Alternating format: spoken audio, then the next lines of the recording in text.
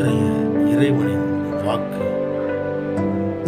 உங்கள் தேவனாகிய கர்த்தரை சேவிக்க கடவீர்கள்.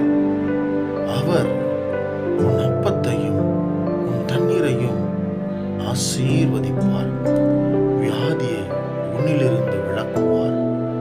யாத்திராகமம் 23ஆம் அதிகாரம் 25ஆம் வசனம். ஆம், எனக்கன்பான என் அன்பு தேவஜனமே, இந்த நாளிலும் உங்களை சந்திப்பதில் நான் மிக்க மகிழ்ச்சி அடைகிறேன். இந்த நாளிலும் இந்த வேத வசனம் சொல்லுகிறது, உங்கள் தேவனாகிய கர்த்தரை சேவிக்க கடவீர்கள். அவர் உன் அப்பத்தையும் உன் தண்ணீரையும் ஆசீர்வதிப்பார். வியாதியை உன்னிலிருந்து விலக்கி போடுவார் என்று சொல்லப்பட்டிருக்கிறது. பிரியமானவர்களே, ஆமீன். அன்பு தேவஜனமே, இஸ்ரவேல் ஜனங்கள் வியாதியினாலே அவதிப்பட்டு கொண்டிருந்தார்கள். அவர்களுக்கு குடிக்க தண்ணீர் இல்லாத இருந்தது. அவர்களுக்கு அப்பம் இல்லாமல் இருந்தது. அந்த நேரத்தில் ஆண்டவர் வானத்தின் மன்னாவை பொழிந்தார்.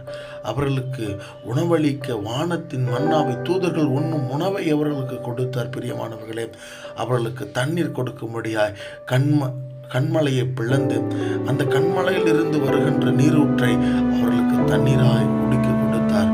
அவர்கள் அதை புசித்து உண்ட பொழுது அவர்களுக்கு வியாதி இல்லாமல் இருந்தார்கள். அவர்கள் அநேகர் வியாகுலப்பட்டிருந்தார்கள். அந்த வியாகுலம் எல்லாம் நீங்கி போயிற்று. பிரியமானவர்களே, இன்னைக்கு நாமும் வியாதியோடு வியாகுலத்தோடு இருக்கிறோமா? அல்லது அப்பம் தண்ணீர் நம் வீட்டில் குறையா இருக்கிறதா? அல்லது ஆசீர்வாதம் குறையா இருக்கிறதா?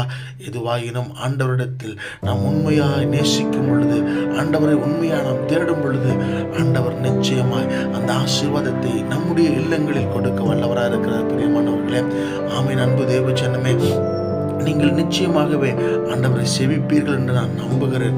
ஆண்டவர் அநேக அற்புதங்கள் அநேகருக்கு செய்திருக்கிறார். இந்த நாளில், இந்த நேரங்களில் உங்களுடைய இல்லத்திலும் உங்களுக்காகவும் அவர் செய்ய இருக்கிறார். உங்களோட குடும்பங்களை ஆசீர்வதிப்பார், உங்களை ஆசீர்வதிப்பார். உங்கள் நிமித்தமாய் உங்களோடு இருக்கக்கூடிய நண்பர்களை, உறவினர்களை எல்லாரையும் ஆசீர்வதிப்பார். ஆண்டவர் தாமே ஆசீர்வதிப்பாராக. ஆமென்.